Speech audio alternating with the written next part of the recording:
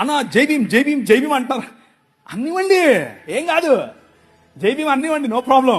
మీరేమన్నా తెలుసా, జై భీమ్ కు పైన కూడా ఉన్నాడు నా రాజు, మై కింగ్ అని చెప్పండి. ఆ భీమును నిలబెట్టింది నీ రాజు. ఆ డాక్టర్ బాబాసాహెబ్ అంబేద్కర్ గారు కొలంబియా యూనివర్సిటీకి వెళ్ళినప్పుడు బైబిల్ స్టడీస్ అటెండ్ అయ్యేవారు. రూతు పుస్తకానికి ఆయన వ్యాఖ్యానం రాశారు. He was a practising Christian. ఆయన ప్రాక్టీసింగ్ క్రిస్టియన్ అండి బాబు. ఆయన ఒకరోజు 3 లక్షల మందితో కలిసి నేను బాప్టిజం తీసుకుంటాను అని చెప్పి ముందుకొచ్చాడు. ముందుకొచ్చి ఫోన్ మన మెథడిస్ట్ సంఘంలో ఉన్నటువంటి బిషప్ గారికి చెప్తే, బిషప్ గారు దానికి కావాల్సినటువంటి పనులన్నీ వసతులన్నీ ఏర్పాటు చేసుకునే క్రమంలో నెహ్రూ గారు ఫోన్ చేశారు. నెహ్రూ గారు ఫోన్ చేసి, ఏంటండి మీరు ఇలా చేస్తున్నారంట, ఇలా చేస్తే మీకు ఈ పొలిటికల్ అపోజిషన్ ఎక్కువైపోద్దని చెప్పాడు.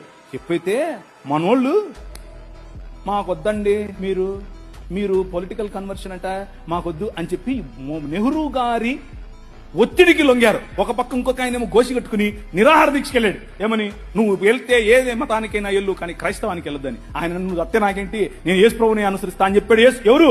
డాక్టర్ బాబాసాహెబ్ భీమ్రావ్ అంబేద్కర్. ఇది నేను కొత్తగా చెప్పేది కాదు, ఇది హిస్టరీ. This is history. ఆ జై భీమ్ వాళ్ళకి తెలియదు. చెప్పండి, వెళ్ళి ధైర్యంగా చెప్పండి.